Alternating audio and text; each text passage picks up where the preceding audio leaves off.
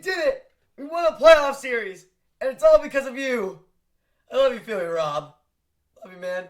Please tell me it'll go on forever.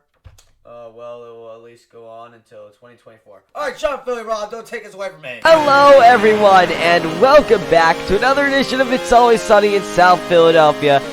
I'm your host, Riley Rich.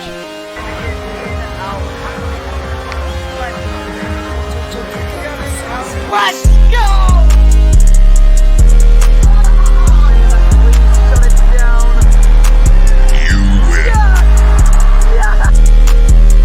One-0, that's another fly ball to center field. Garcia going back to the track, leaping and gone!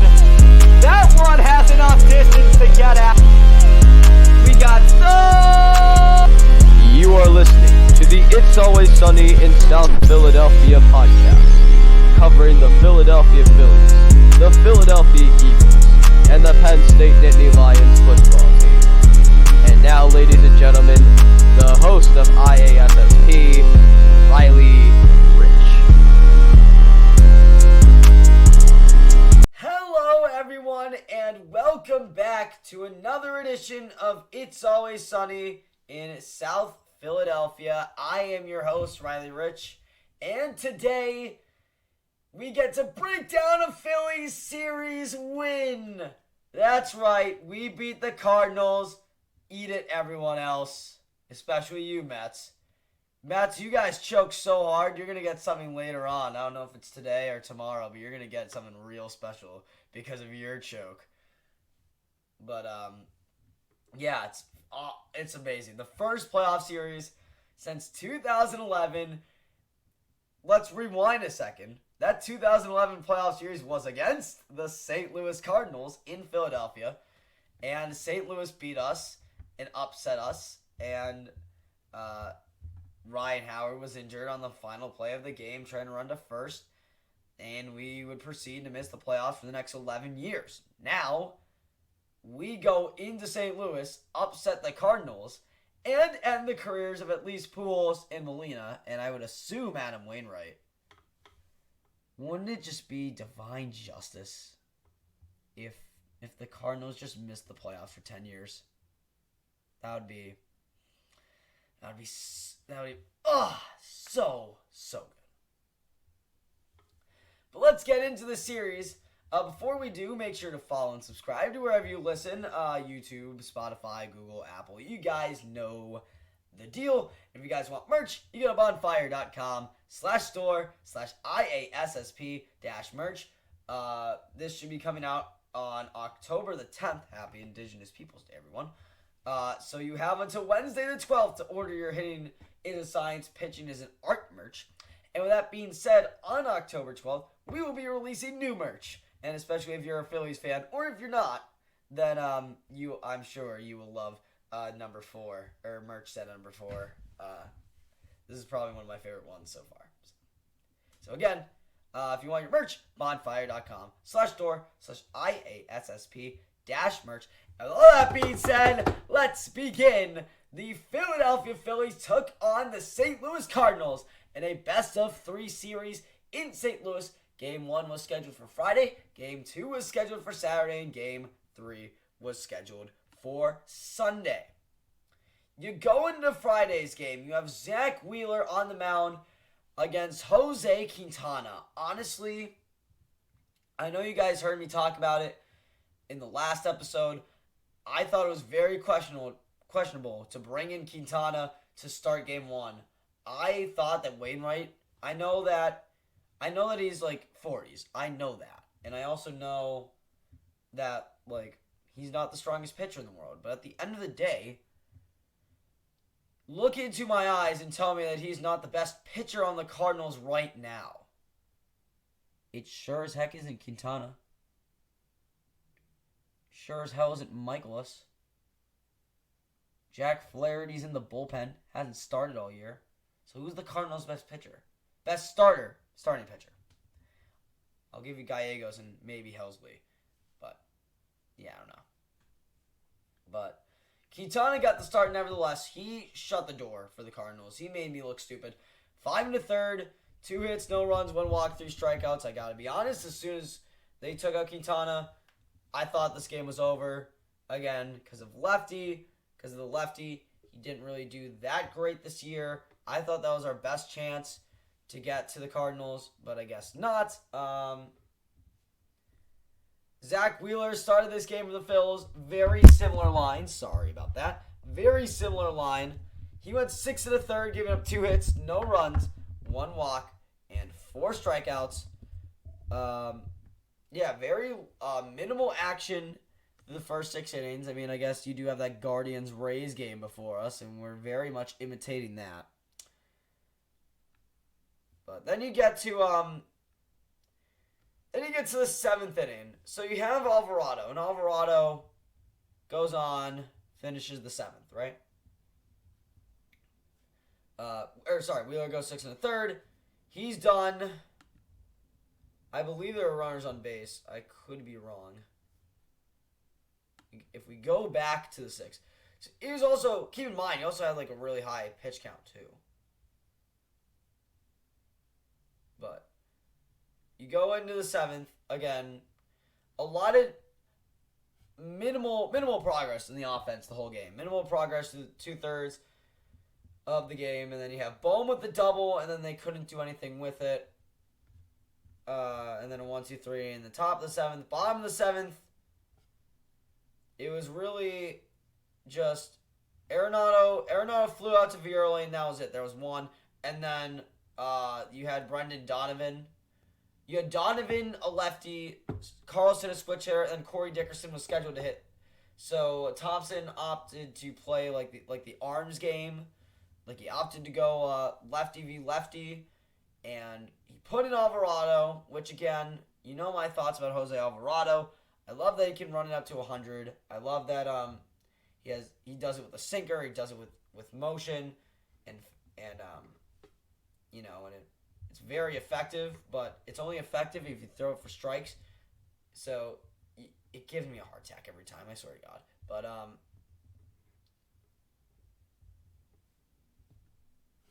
then you have Donovan grounding out to Segura, so that's the 2nd out. Alvarado can't finish the job on Carlson. He walks, and then it brings up Juan Yepez. Yepez pinch hit for Dickerson. And if you guys remember, I don't know if I might show the video. I don't know. If I do, credit to MLB. But it's a slider, right? So it's like a low slider that cuts to the middle. It's an absolute meatball. I don't know what Alvarado thought he was doing. But again, all you have to do, remember, he's a lefty. He throws triple digits. He has a sinker and a 2-seam that he can use to his advantage in the situation. He can just paint the outside corner. No one can touch him with 100 miles an hour. But no. That's too big brain, I guess, for Alvarado. Let me throw a slider that cuts to the middle and let Yepez get his barrel around it. And he doesn't even need to have to hit it that well. He didn't even need to hit it that well. He just hit it in the launch angle required, which was very easy to do, by the way. Very easy to do. Just carries. Gone. Short porch, home run. I don't know. It should be like a mathematical equation to figure out what pitch you're going to throw. This is an example of someone overthinking the situation. Alvarado overthought things. I don't know if it was Alvarado. I don't know if it was JT. But someone somewhere overthought that situation. And it put us in a hole. I'll give you that. It put us in a hole. And especially with the way our offense was going in that 7th inning, like you could basically make the argument that there was no coming back. Again, nothing happened in the 8th for the Phillies. Thank God that they can't do anything. But I want to talk about these changes too for the Cardinals, because they have like so many guys that they put in during the game.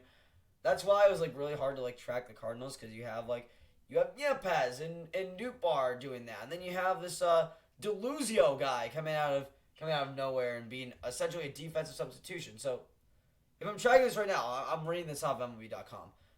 So, Lars Nootbaar moves to left. DeYoung comes in. Also, by the way, DeYoung had a terrible season this year. Did not realize how terrible he was. He had a 56 OPS plus. Again, 100 is average. That was sad. So DeYoung comes in. He plays short. Donovan is gone at this point.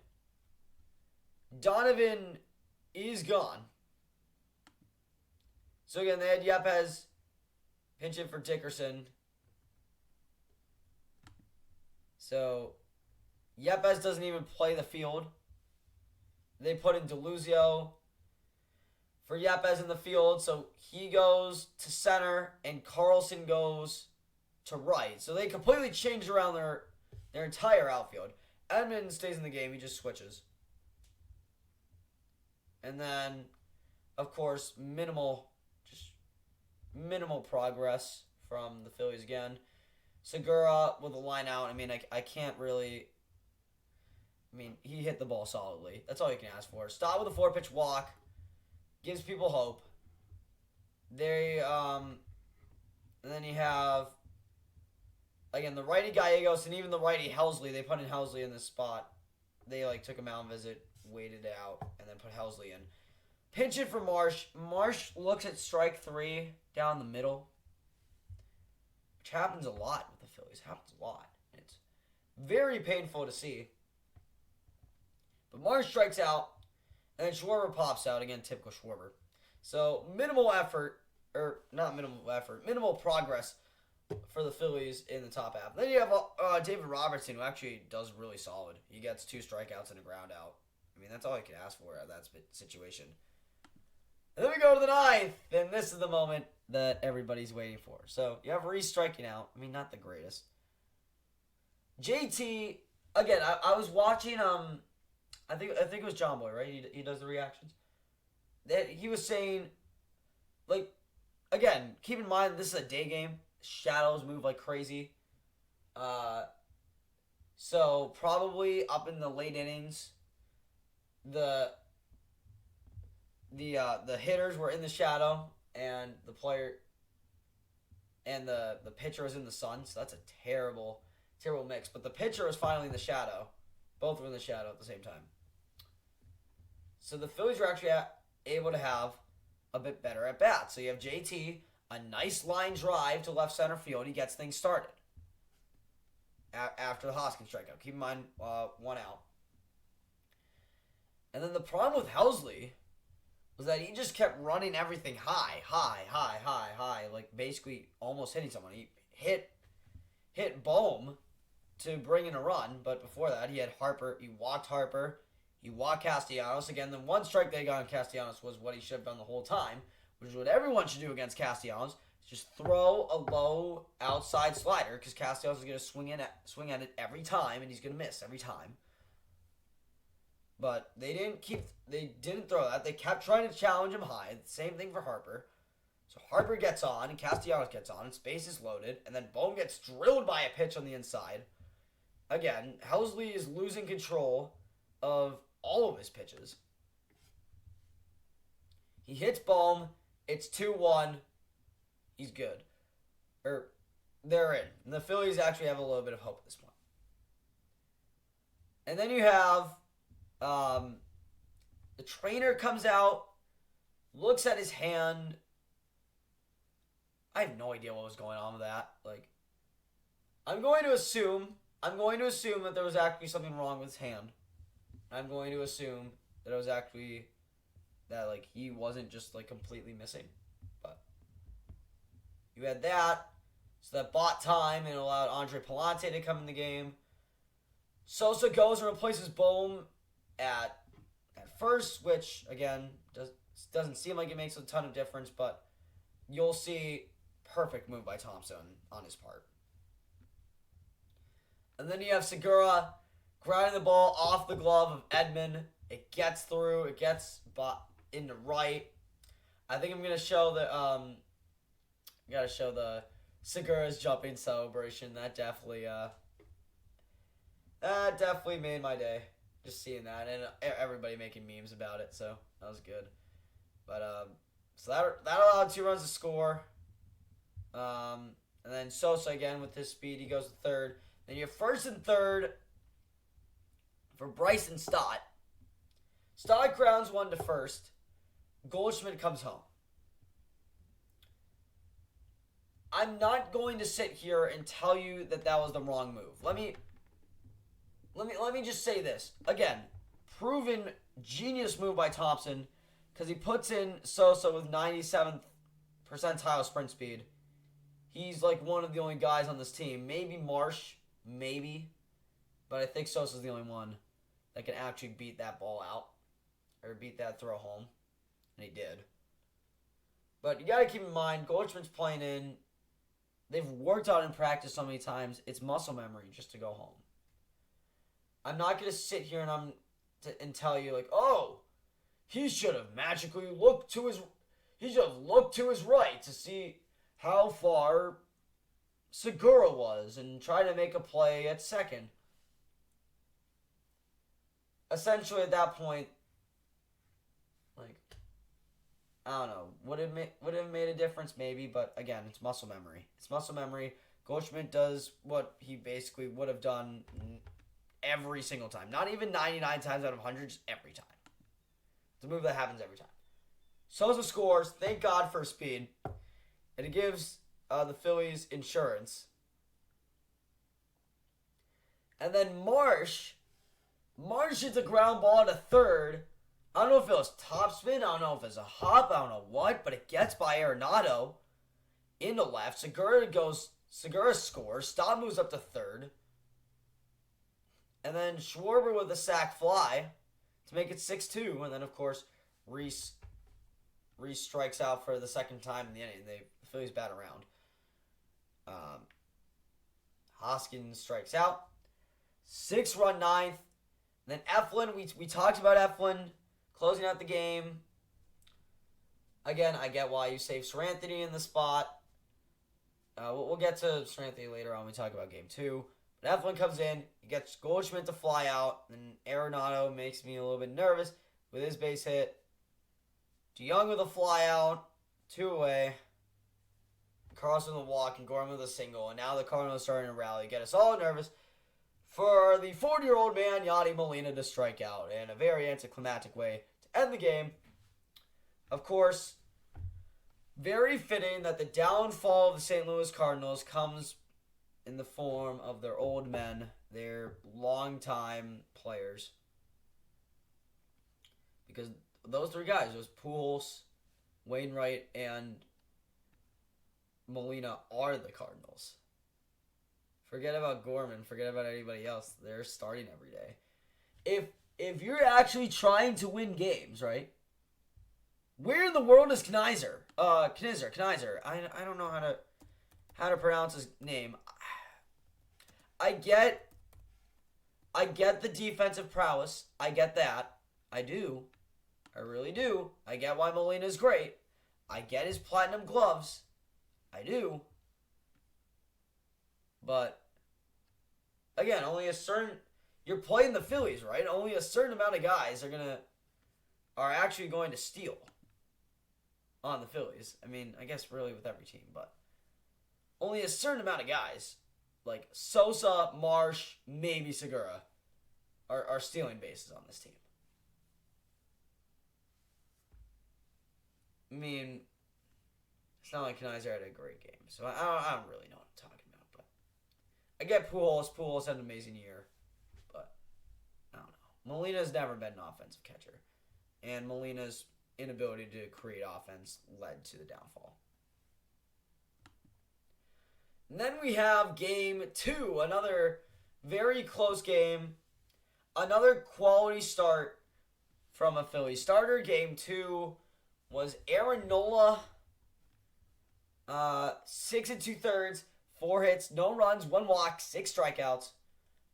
Incredible start. He ran up to 100 pitches.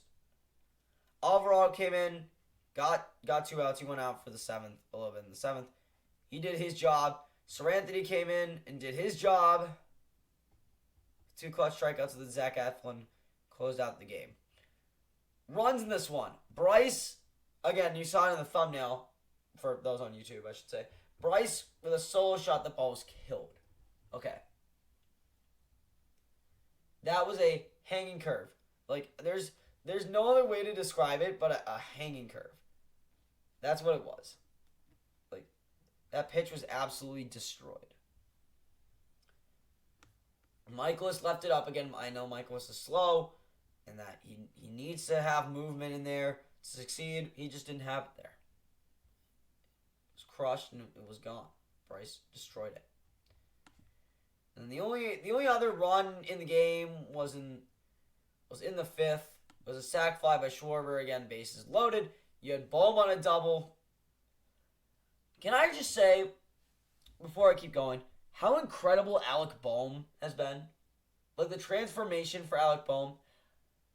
I keep all my videos up. I remember during the live stream of the Mets game, I think it was on Twitter, but I remember sarcastically applauding Alec Bohm. I will not shy away from it. I was one of those guys. Bohm, throughout the year or two after that, highlight real defensive plays. Again, he reminds me of Rafael Devers. I think it will remind I know I have a lot of Red Sox fans here. You guys know how, like, Rafi Devers, like, can make the highlight reel plays, yet he can't do the basic, like, routine stuff. That's exactly what Alec Bohm is. Just minus the hitting prowess and the fact that he's a righty instead of a lefty. But he still can hit, but just not as well as Devers. Bohm leads off with a double. Marsh bunts him over. Perfect bunt. Perfect bunt from Marsh in this game, and a perfect bunt from Segura in this game. Like, those two plays, like Michaelis on Marsh, that Marsh bunt, Michaelis dove and made the throw. That was an incredible play. He would have beaten that out, maybe not 9 times out of 10, but I'd say 8 times out of 10. That's being beaten out for a base hit. And, you know, there's really nothing you can do about that. Segura gets hit by a pitch. And then Michaelis is gone. Stott walks on 4 pitches. Bases loaded. Schwarber just gets under it. Skies it a mile high. Yepes does not have the cannon to get Bohm. And it's 2-0 Phillies, and that's the way that it was going to be the rest of the way. Again, you had Nola get a fly on a ground out. 1 single by Corey Dickerson. Very questionable to bring in a a lefty Alvarado against Yadier Molina. I think Aaron Nola could. I know Nola was up to triple-digit pitches, but I think if that's like the one lesson that has been learned this weekend is trust your starters. Wheeler was awesome. Nola was awesome. Even not us. Look at the Blue Jays, for example. Did you guys see Game 2 of the Blue Jays Mariners game? Where the Blue Jays were up 8-1, they loaded the bases, but it was like and then Kevin Gausman was the starter for the Blue Jays. He got like 2 pop outs. He was rolling. The bases were loaded with no one out, and Gausman was able to get pop ups. And then immediately afterward, I don't know what was going on with Schneider, or I don't know who the pitching coach is, but they just decided to take him out. For Carlos Santana, who was known to hit better against lefties than righties, switch hitter by the way, former Philly. They put in a lefty, Tim Meza, and it got destroyed. And that like really started the 8-1 collapse for the Blue Jays. And if they didn't do that, they wouldn't have lost that game. Very simple, but. And I think that Nola could have gotten the final out, and then maybe you didn't have to start, or you didn't have to pitch Alvarado back-to-back nights. You probably could have given Dominguez the rest of the 8th, but. I'm not complaining. Alvarado did his job, and then ground out. And a walk to New Park, and that's what you get for pitching Alvarado. You're going to get a walk. You're going to get a little bit of this and that. And then Pujols rips one down the line, too. And he's out of the game because he can't run. I'm sorry, but I'll give you the home run thing. He just can't run.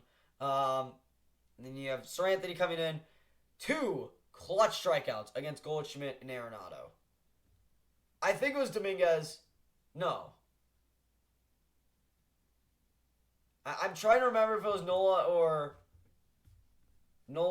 Dominguez, but there was a sequence that, Goldschmidt had 3 strikeouts. Arenado with 2. I'm trying to remember if so Goldschmidt struck out in the first. Sorry, I'm just running through these innings to make sure I remember what was going on. And you had Goldschmidt and Arenado lining out in the 4th.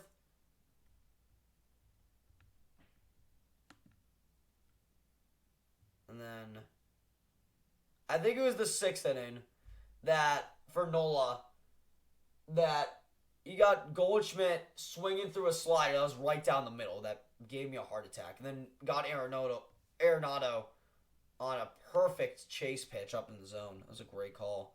And then Dominguez was able to get both Goldschmidt and Arenado swinging. Again, 3 strikeouts for Goldschmidt, 2 strikeouts for Arenado. Those are your MVP candidates. If they're doing nothing on offense, then what do you expect? Do you expect 40-year-old Molina to carry your team? Do you expect Platoon Juan Yepes to get you on the board? Come on, no. It's the reason why the Cardinals lost. And literally nothing going on for the Phillies.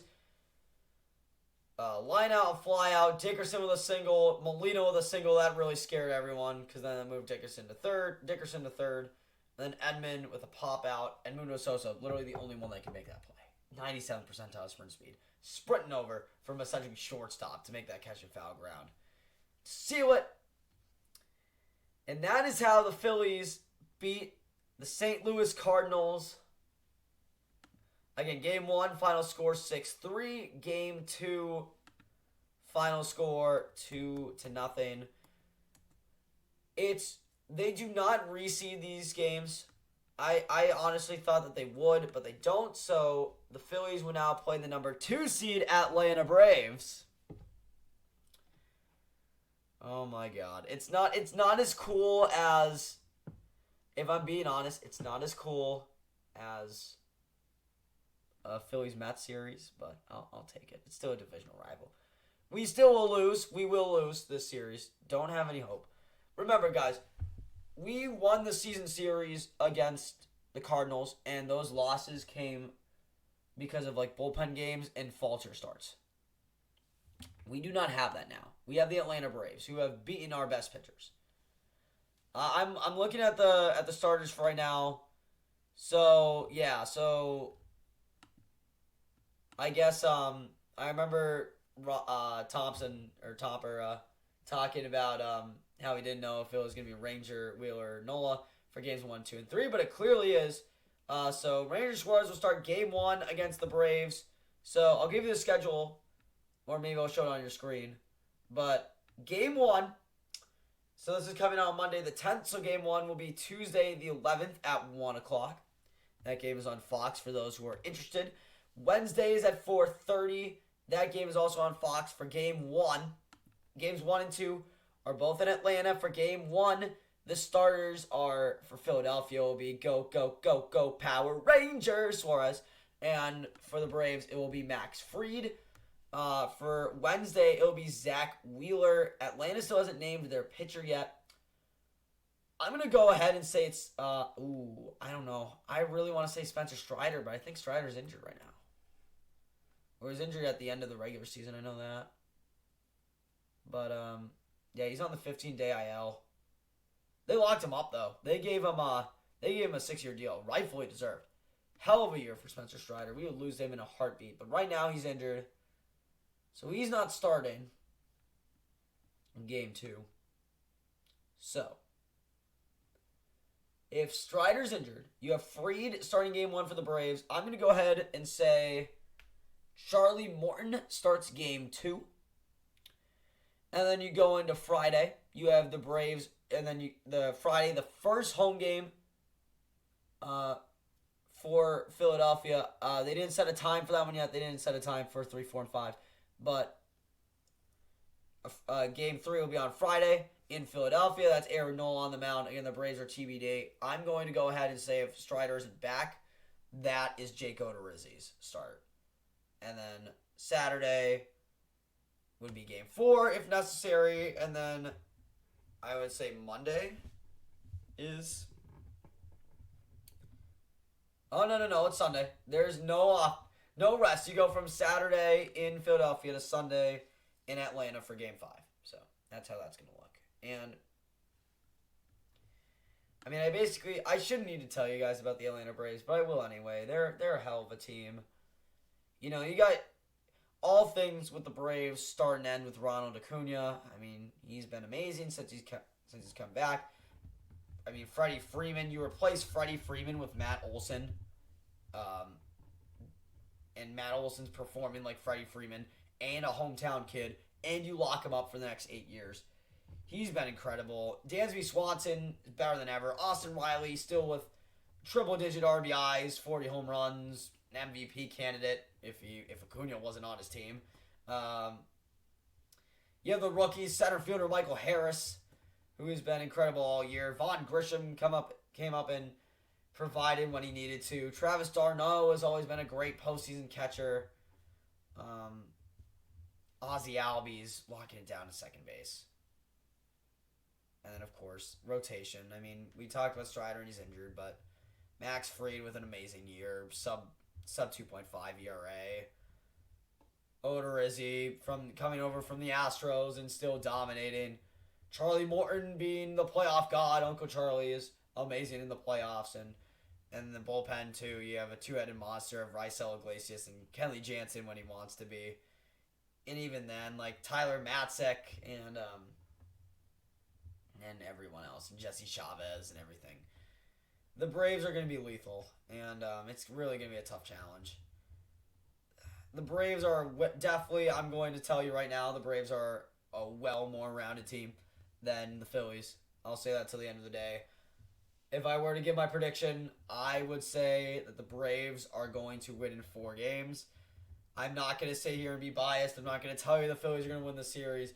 I think it's been a great run for the team.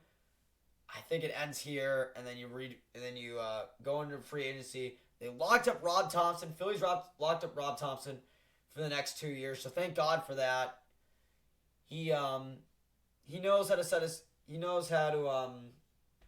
how to control that locker room. He's very relaxed. He's definitely a player's coach. He's someone that Bryce and all the other team leaders want to have in their clubhouse, and that's definitely important. So I think they might not be the Braves this year. I think Brian Snitker is still the better manager in this spot, but better players plus better management is going to equal a series win. And if I'm going to be honest, I'm going to sit here and I'm going to tell you that the Phillies are going to win Game 3. They're going to win that first game at home, and then they're going to lose the 2 in Atlanta, and probably that first one's going to be like 9-1. It's going to be domination, and they're going to lose Game 4, and then the Braves will move on. Again, Mets lost, so it's going to be Padres-Dodgers. Again, Dodgers in that one. Maybe San Diego can get over the hump, but I feel like San Diego's going to sign like one more player. Like, be like the Mets, and then they'll finally beat the Dodgers in like the DS and then lose in the CS next year.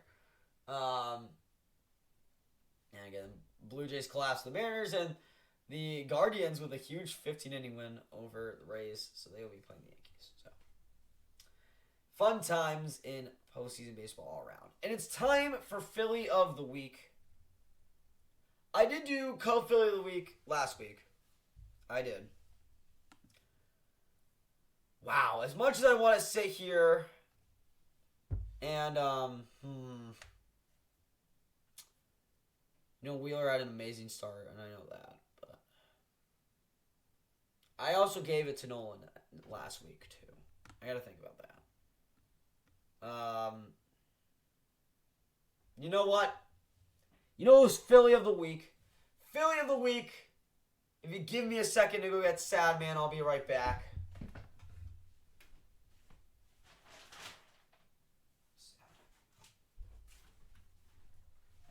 Philly of the Week is going to Edmundo Sosa. Sosa gets Player of the Week. It might not have been dominant as his other win this year. It's not like he's been hitting home runs, but he made that clutch catch to seal the series that I don't think anyone else on this team makes, and he beat out that throw at home to get the insurance run in Game 1 that I don't think anyone else on this team can do. And so that's going to do it for another episode of It's Always Sunny in South Philadelphia. Yet again, another half an hour episode. Or we might be going to 35 minutes right now, plus, but it's totally worth it. I don't know where we make, it's a playoff series. When the stakes are bigger, when the stakes are larger, these episodes get larger. But yeah, that's gonna do it for this episode. Make sure to follow and subscribe wherever you listen. Thank you guys. If you guys stayed this whole time, you guys are legends. For those that can see me, hello, and those social media links should be showing up for you right now. And remember, even if the Phillies get swept out of the building by the Atlanta Braves, even if Wheeler and Nola completely shut down and revert to a few years ago, even if the offense completely shuts down and acts like every single inning is the top of the first, keep your heads high, because always sunny in South Philadelphia. I will see you guys, at least on YouTube. Go to YouTube. I will see you guys maybe even at some point tonight for a special surprise for the New York Mets. And then I believe either tomorrow or Wednesday for an Eagles episode. And I can't forget right now. I'm going to post this to Instagram. So if you guys didn't watch the end of this, then that's fine. Or if you guys aren't watching, that's fine. But if you do, thank you guys for staying around. As of right now, all right, so today's Indigenous Peoples Day. Tomorrow, game 1, and I have school, and I'm not streaming that. Half day for me. I have PSATs on Wednesday, which is awesome. It's clutching up, because that is a half day from school.